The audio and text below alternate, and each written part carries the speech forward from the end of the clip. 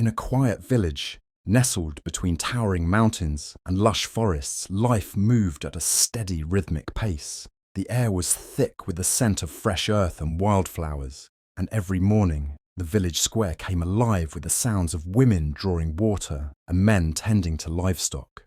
The community was tightly knit, bound by shared traditions, simple joys, and unspoken rules that had been passed down for generations. Among the villagers was Sana, a woman whose strength had become the subject of whispers.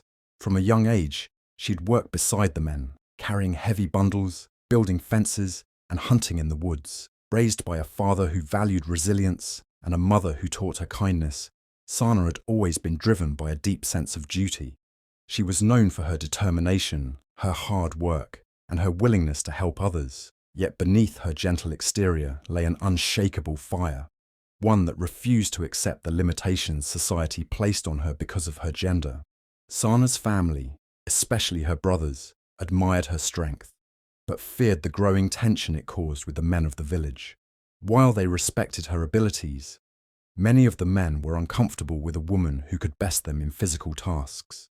As time passed, this unease festered into challenge, and soon the whispers turned into a dare. No woman would ever be able to defeat a man in their village, but Sana was determined to prove them wrong. One by one, she would face the men who mocked her strength, and she would fight not just for her pride, but for the freedom to live on her own terms. What no one could have predicted, however, was the fierceness with which Sana would rise to challenge the very rules that bound her village. The peaceful rhythm of Sana's life is shattered when, after months of growing tension, a public confrontation takes place in the village square.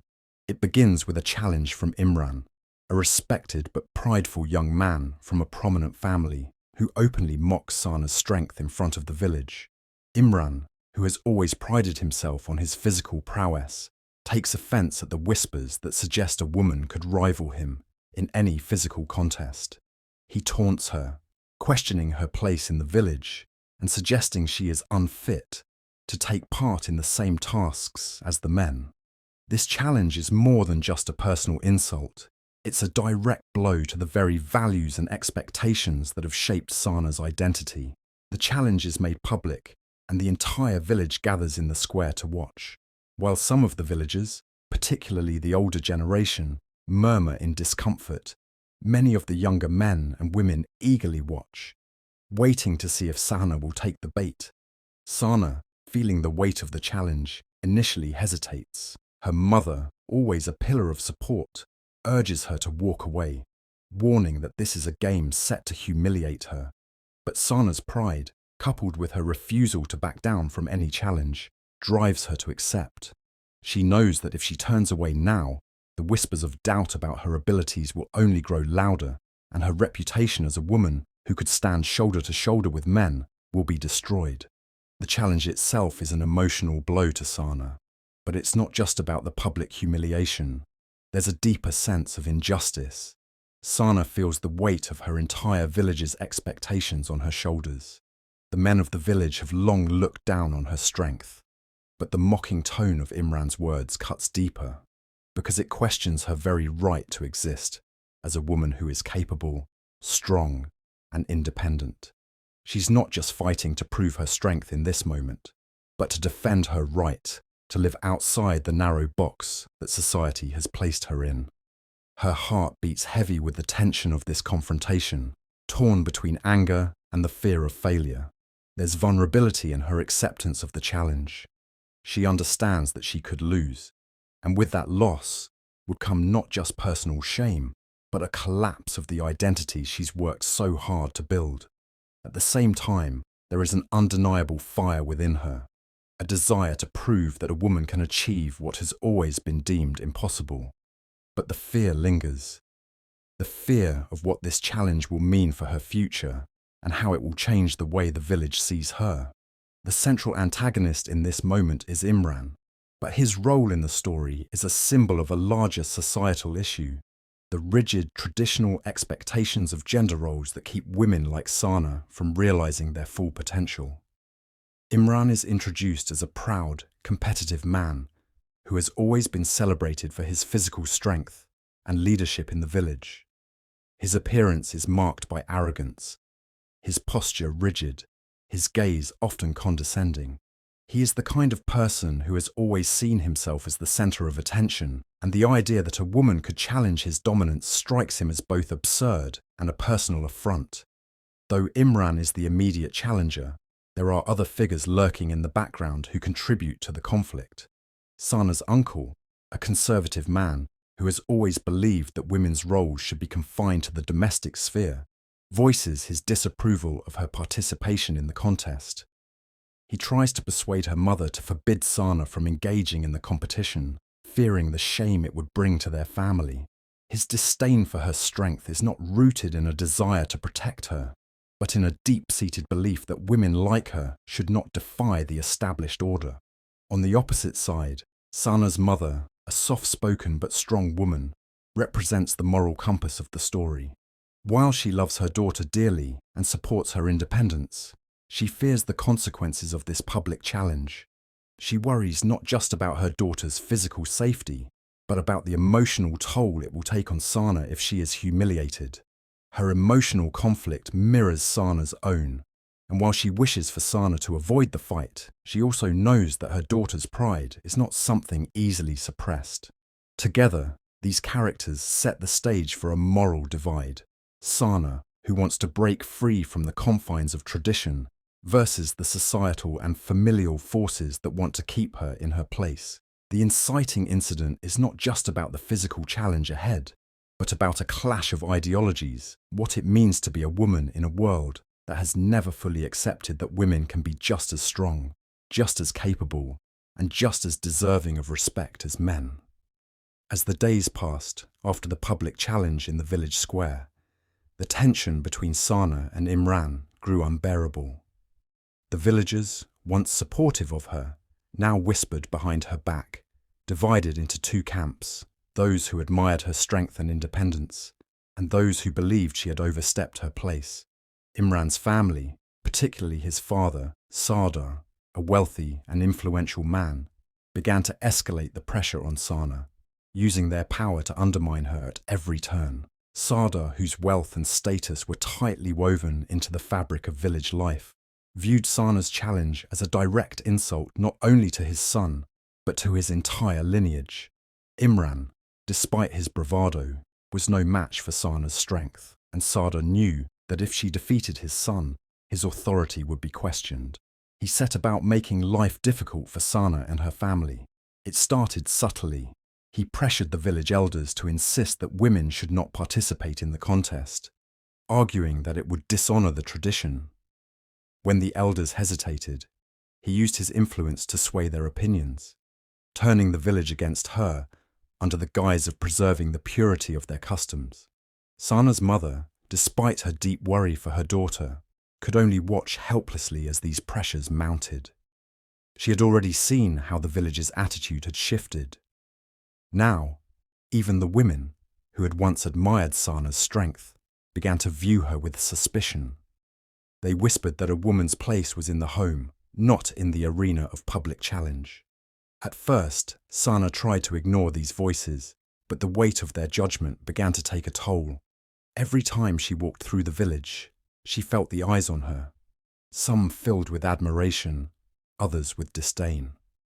Imran, in the meantime, started to use his position as the favoured son of Sardar to make her life even more difficult. He began spreading rumours about Sana, accusing her of being unnatural and defying God's will. By challenging the role of women, he subtly manipulated the men of the village, convincing them that Sana's strength was a threat to their masculinity and to the order they had always known. It was no longer just a personal challenge between him and Sana. It became a war for the soul of the village, with Imran painting her as a disruptor, a force of chaos that had to be stopped. Sana, however, refused to back down. The words of her mother echoed in her mind. Sometimes strength isn't about proving it to the world, but that wasn't enough for her anymore. Every insult, every attempt to undermine her only solidified her resolve. She worked harder in the fields, pushing herself beyond what anyone thought possible. She trained in secret, sparring with her brothers and even the older men who were willing to help her. Slowly, she became stronger, more focused, but the pressure of living under constant scrutiny began to wear on her. Her brothers, too, found themselves caught in the middle. At first, they had been proud of their sister, but now, as the situation escalated, they began to feel the burden of Sana's defiance. The village was no longer just divided between admiration and disdain. It had become a battleground. Her brothers loved her, but they also feared the consequences. They watched helplessly as their sister grew more isolated, their relationship with her strained by the weight of their own uncertainty. They were torn between supporting her strength and protecting their family's reputation.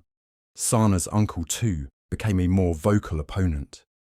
He used his position in the village to subtly undercut Sana's reputation, calling into question her intentions.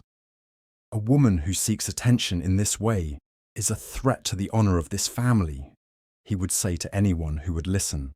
His words were often framed as concern for her well-being, but it was clear he thought her actions were disgraceful. His influence among the elders gave him leverage, and slowly he started to convince more villagers that Sana's defiance was not only misguided, but dangerous. To him, her refusal to conform was a stain on the family name, and he was determined to rid the village of her rebellion. As the day of the contest drew near, Sana found herself facing more than just the physical challenge of fighting Imran. She had to fight against the tide of public opinion that had turned against her.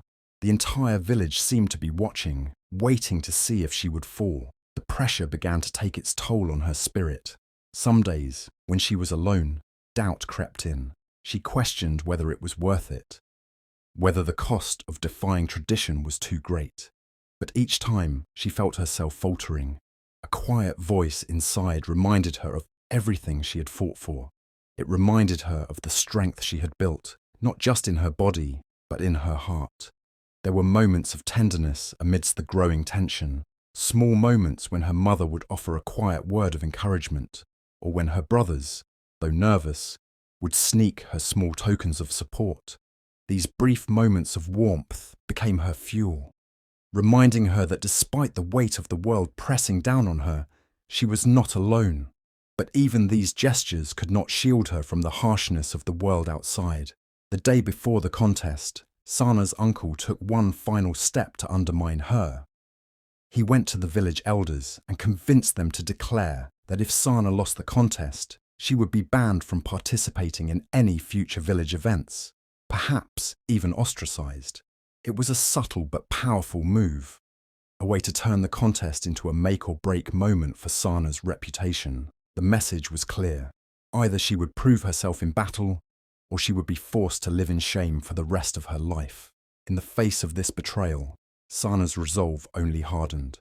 She knew now that the contest wasn't just a test of her strength. It was a test of her worth, her dignity, and her place in the village. She would fight not just for victory, but for her right to exist on her own terms. Even as the challenges continued to pile up, rumors, whispers, betrayals, Sana found strength in her perseverance. She could not let the fear of losing, the fear of failing, define her. The world would watch, and whether they liked it or not, she would stand tall. And so, with every passing day, as the contest loomed closer, the stakes became higher. Sana faced not just the physical battle ahead, but a war within herself, to prove that her worth was not determined by the opinions of others, but by the strength of her heart and the fire in her spirit. The days leading up to the contest were filled with an overwhelming sense of tension and unease. Every moment seemed to compound the pressure Sana felt. As she went about her daily routine, helping her mother, working the fields, preparing for the fight, there was a growing sense that the world around her was closing in. Every step she took was met with cold stares or whispered comments. The village's attitude toward her had shifted from curiosity to judgment, and with each passing day, it became harder to ignore. One morning, as Sana was hauling a heavy load of firewood, Mariam, a younger woman from the village, approached her quietly. Mariam had always admired Sana from afar, drawn to her strength and resilience. but had remained distant out of fear of the growing rift between Sana and the rest of the villagers. This time, however, Mariam couldn't stay silent. She stepped forward hesitantly, offering Sana a bundle of herbs she'd gathered from the forest. I know it's not much, Mariam said softly, avoiding Sana's gaze, but I thought you might need this, for strength. Sana looked up, surprised by the gesture, but there was no mistaking the warmth in Mariam's eyes. Thank you, Sana replied quietly, her voice thick with emotion. Though the gesture was simple, it was a moment of connection in a world where she often felt isolated. As Mariam walked away, Sana's heart swelled with gratitude. This small kindness, this subtle support, gave her the strength to carry on. The gesture was one of the first signs that not everyone in the village viewed her as an outsider or a threat. Yet, for every kind word or gesture, there seemed to be more obstacles to overcome. Sana's patience and resolve were tested repeatedly, and with each new challenge, the emotional weight of her struggle deepened. A few days later, as Sana worked the fields with her brothers, Hassan, an older man from the village, approached her. Hassan had been a family friend for years, and though he had always respected her strength, he had never fully supported her defiance of tradition. He had grown increasingly uncomfortable with the way Sana's actions were dividing the village. "You're risking more than you know, Sana," he said, his voice filled with concern. "This isn't just about you. It's about your family. Think about your mother, your brothers. If you fail, it will bring shame to them." Sana met his gaze with a mixture of sadness and determination. "I'm not fighting for myself alone, Hassan," she replied, her voice firm. "I'm fighting for all of us, to show that we can be more than what the world expects of us." Hassan shook his head, a deep sigh escaping his lips. Sometimes, strength isn't about being right. It's about knowing when to walk away. The conversation stung, but it also reinforced the internal battle Sana was fighting. She was no longer just fighting for herself. She was fighting to redefine what it meant to be strong, to be a woman, to live without shame. But the pressure of these conversations, of everyone around her telling her what was best for her, what she should do, began to weigh heavily on her heart. The following day, Zainab, an older woman who had once been a close friend of Sana's mother, stopped by their house. Zainab had always been a steady figure in the village, a woman who held the balance between tradition and progress. When she entered their home, she noticed the tension that hung in the air. She looked at Sana with a mixture of affection and sorrow. I've always admired you, Sana," Zainab said, sitting down across from her. "But you're walking a dangerous path. Your courage is admirable, but sometimes the world isn't ready for people like you." Sana met Zainab's gaze. "Maybe the world doesn't need to be ready," she replied quietly. "Maybe we just need to be brave enough to make it ready." Zainab's lips curved into a soft smile, but there was sadness in her eyes. "Perhaps, child. But remember, bravery is not always rewarded, and when you're left standing alone, the world can be a very cold place." The words lingered in Sana's mind, but she knew she couldn't turn back now. Each conversation, each well-meaning warning, was another test of her resolve. She could feel the weight of the village's collective gaze bearing down on her. Yet, at the same time, she felt a sense of inner strength that she had never experienced before. The more people tried to sway her, the more determined she became to prove them wrong. As the day of the contest grew nearer, Sana found herself waking earlier each morning to train in secret. She would practice her strikes, her endurance, and her stamina, pushing herself to the limits of exhaustion. Her brothers, though hesitant, occasionally joined her, offering advice or encouragement. Despite their fears, they had begun to respect her determination. On one such morning, Fahim, the youngest of Sana's brothers, surprised her by joining in. Fahim was a quiet, thoughtful boy, often more inclined to stay in the background than step into the fray.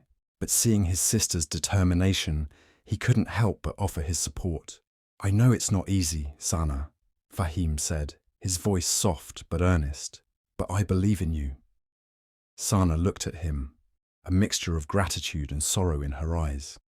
"I don't want to disappoint you, Fahim," she whispered, the weight of her family's expectations weighing heavily on her heart. "You never could," Fahim replied simply, his words offering her a small sense of peace in the midst of everything. "No matter what happens, I'm proud of you."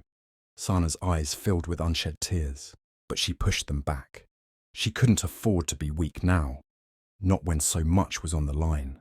These small moments of kindness and support became the lifeblood of Sana's resolve.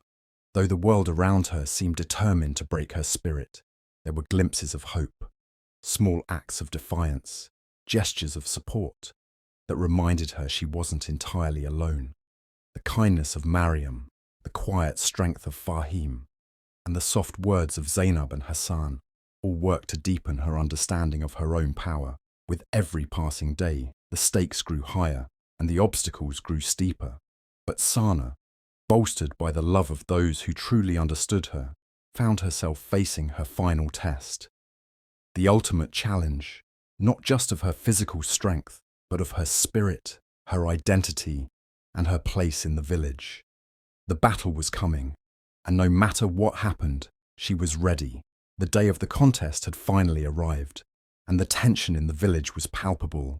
The square, usually bustling with the everyday rhythms of village life, had become an arena, crowded with men, women, children, all waiting for the moment when Sana and Imran would face off. The air was thick with anticipation, and the villagers had gathered in groups, murmuring amongst themselves, divided over what was about to unfold. Some hoped for Sana's victory, believing that her strength and spirit could change the course of tradition. Others, however, viewed this challenge as an affront to their way of life and wanted to see her humbled. Sana stood at the edge of the square, dressed in the simple, practical clothing she had always worn. Her muscles were taut with nervous energy, but her resolve was steely. She'd been preparing for this moment for weeks, pouring every ounce of strength, focus and determination into her training. Yet, as the time drew nearer, a wave of doubt washed over her. The weight of her decision, the fear of failure, the burden of representing not just herself, but her family and the village's expectations, became almost too much to bear. Imran stood across from her, looking every bit the confident young man who had grown up in the shadow of his father's wealth and influence. His posture was rigid, his eyes filled with a mixture of arrogance and the pressure of proving himself. But there was something different about his demeanor this time. His usual cocky grin was absent, replaced by a tight, strained expression.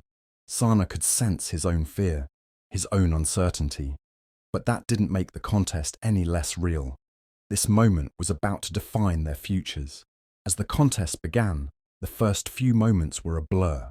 Sana moved with speed and precision, dodging Imran's attempts to land blows. The crowd's murmurs grew louder with each passing minute as they watched her skill and agility. Imran, though strong, was slow and overconfident, and it was clear from the start that Sana had the advantage. Every strike, every step was calculated. She had trained for this, and her body moved with an almost effortless grace. But then, just as the contest seemed to be going in her favour, the unexpected happened. As Sana lunged to avoid a heavy swing from Imran, she twisted her ankle. A sharp pain shot up her leg, and she staggered. The crowd fell silent, the sound of her fall echoing through the square. Imran, seeing his chance, immediately pressed forward, launching a brutal series of strikes that pushed her back. The pain in Sana's ankle was almost unbearable, but what hurt more was the sting of betrayal. In that moment, she realized that everything had been set up for her to fail. Imran, spurred on by the encouragement of his family and the pressure of his reputation, had been playing a different game all along.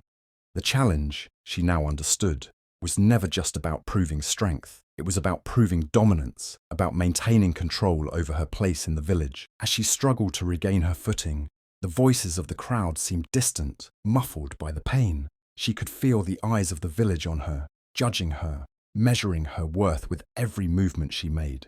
She had come so far, fought so hard, but now, in this moment of weakness, it felt as though everything was slipping away. The fear of failure, the weight of the world on her shoulders, was crushing. She had made it this far, but now it seemed like her efforts were futile. In the midst of the chaos, a familiar voice cut through the crowd. Mariam, the young woman who had given her the herbs weeks ago, pushed her way forward through the onlookers. "Don't stop, Sana! You're stronger than this!" she shouted, her voice ringing with raw emotion. Mariam's words were simple, but they were enough to spark something in Sana. A small flicker of hope, like a match catching fire in the darkness, ignited within her. She glanced at Mariam and saw the genuine belief in her eyes. It was as though the entire village had been holding its breath, waiting for her to fail. But in that moment, Mariam reminded her of why she had started this fight in the first place. Not just to prove herself to the village, but to prove to herself that she could stand, no matter how many times she was knocked down. With a surge of determination, Sana ignored the pain in her ankle and focused on the fight. She could feel the doubt start to fade away, replaced by the steady rhythm of her breath and the fire in her heart. It wasn't about winning. It was about standing tall no matter what. She needed to prove that her worth wasn't tied to anyone else's judgment. She needed to prove that even when the odds were stacked against her, she could rise. Imran, seeing that the fight wasn't as easy as he had hoped, started to make mistakes. His frustration began to show, and the arrogance that had initially given him confidence began to slip away. Sana, still struggling with the pain in her ankle, used her agility to outmaneuver him once again. She was slower now, but her determination had become her greatest weapon. The crowd began to shift in her favor, sensing her resilience, seeing her strength not just in her body, but in her heart. For a brief moment, as she stood tall, breathless but defiant, Sana realized something. Even if she didn't win, even if the outcome was not in her favor, she'd already won. Her spirit, her heart, and her perseverance had been enough to change the hearts of some in the crowd. In that moment of pain and struggle, she had become more than a competitor. She had become a symbol of what it meant to fight, to endure, and to live freely on her own terms. But the physical toll was too great. Just as the fight seemed to be turning in her favor, Imran launched a final desperate move, a heavy blow to her already injured ankle. The pain was overwhelming. Sana collapsed to the ground, unable to continue. For a moment, the world around her went silent. Everything she had worked for, everything she had fought to prove, seemed to slip away in the haze of exhaustion and pain. But then, through the blur, she heard it. The soft sound of applause, faint but growing louder.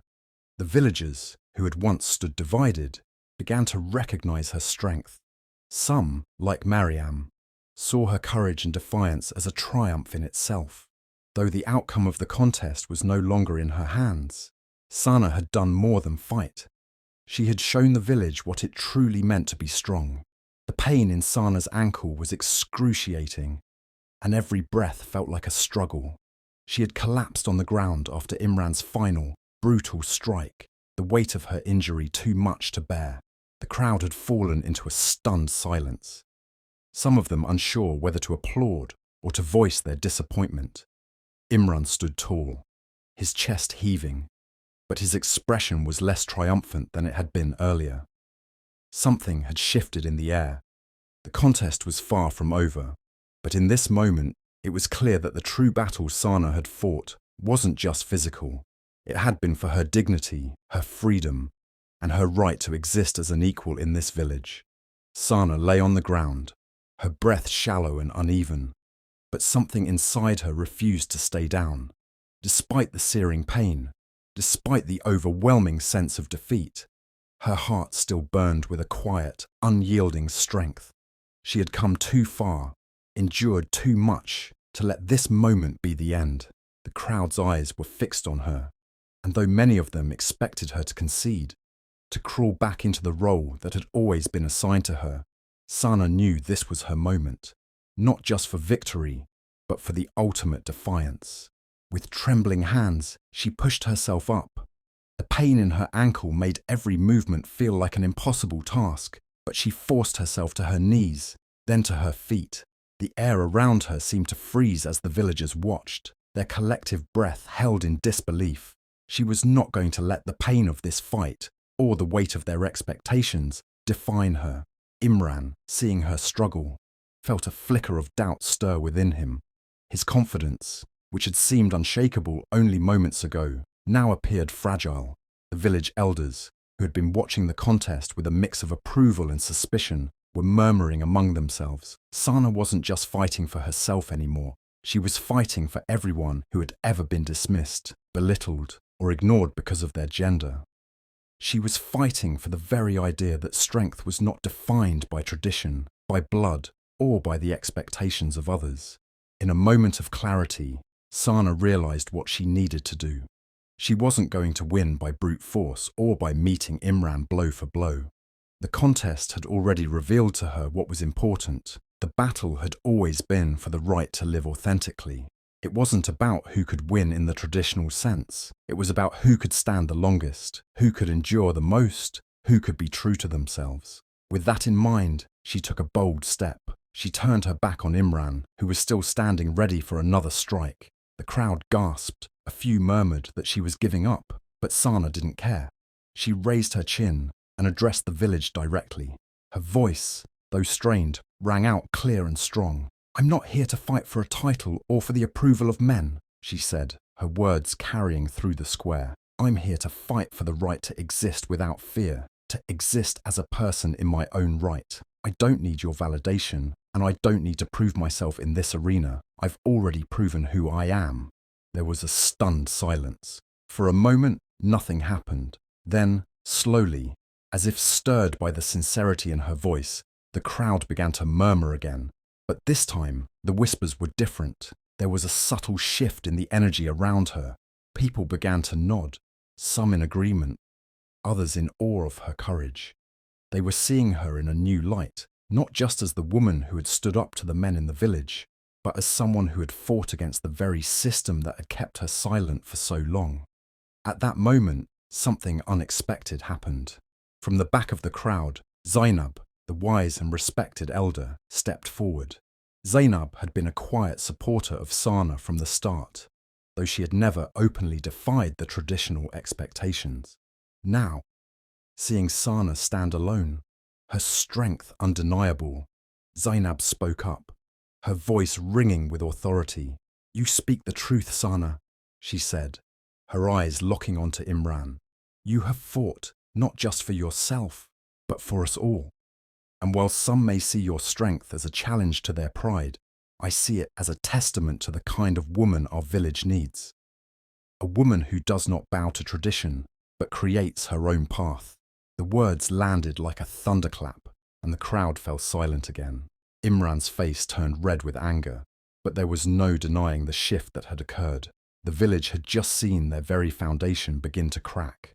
The old ways, the traditions they had clung to so tightly, seemed less certain now. Imran, who had once been the golden child of the village, looked suddenly small in the face of Sana's unrelenting courage. The elders exchanged uneasy glances, and Sada, Imran's father, stood watching, his face a mask of anger and confusion. But then, as if against his will, he nodded slowly. Perhaps he saw what others did, the shift in the winds of tradition. Perhaps he recognized that his son's pride had not earned him the respect he sought, but that Sana's strength had earned her something far more valuable, the respect of the village. Imran's frustration boiled over. He took a step forward, but before he could say anything, Sana, her voice steady despite the pain in her leg, interrupted him. "You've already won the contest, Imran," she said softly, but with finality. "But I've won something much greater. I've won the right to define who I am, regardless of your games." The finality of her words hung in the air, and for the first time, Imran was speechless. There was no retort, no attempt to continue the fight. The game was over, and the village saw it for what it was: a battle for identity, a battle for self-respect, and a battle for the right to live as equals in a world that had long denied them that right. In the weeks that followed, things in the village began to change. While there were still those who clung to tradition, the majority had seen the strength in Sana's actions. Slowly but surely, the village started to shift its views on what it meant to be a man or a woman. Sana's act of defiance had done more than challenge a single individual. It had ignited a deeper, more profound conversation about identity, power, and equality. Imran, though publicly silent, began to feel the weight of his own failure. He had sought to control others through pride, but in the end, it was Sana's humility and inner strength that had triumphed. The power of her character, not her physical prowess, had won over the village. Sana's life too changed. The respect she had earned was no longer just from a few. It was now woven into the very fabric of the village. The journey ahead would not be without its struggles, but Sana had already proven that she was capable of facing anything that came her way. Her courage had not only changed her own fate, but had reshaped the destiny of the village itself. And as the sun set over the village that evening, Sana, finally free from the weight of expectations, smiled, not in triumph, but in peace. She had found her place, and it was one of her own making. In the months following the contest, Sana's life took a turn that many in the village would have never expected. Her reputation had shifted from one of defiance to one of admiration. No longer just a rebellious woman seeking to challenge tradition, she had become a symbol of strength and integrity. Word of her courage spread not only throughout the village, but also to neighbouring communities, and slowly the tides of change began to shift. Sana's relationship with her family, once fraught with tension and concern, blossomed into something far deeper. Her brothers, who had once feared for her safety and reputation, now looked at her with pride. They had witnessed her struggle, her pain, and her perseverance, and in doing so, they had come to understand the depth of her strength. They began to support her endeavours, helping her establish a small community-based project aimed at empowering local women, teaching them skills that could provide them independence and financial stability. The project was a direct result of Sana's belief that true strength didn't come from physical contests or the approval of men, but from the ability to carve out one's own path and to uplift others along the way. Sana's mother, too, saw a change in her. The woman who had once been quietly fearful for her daughter's defiance was now one of her staunchest allies.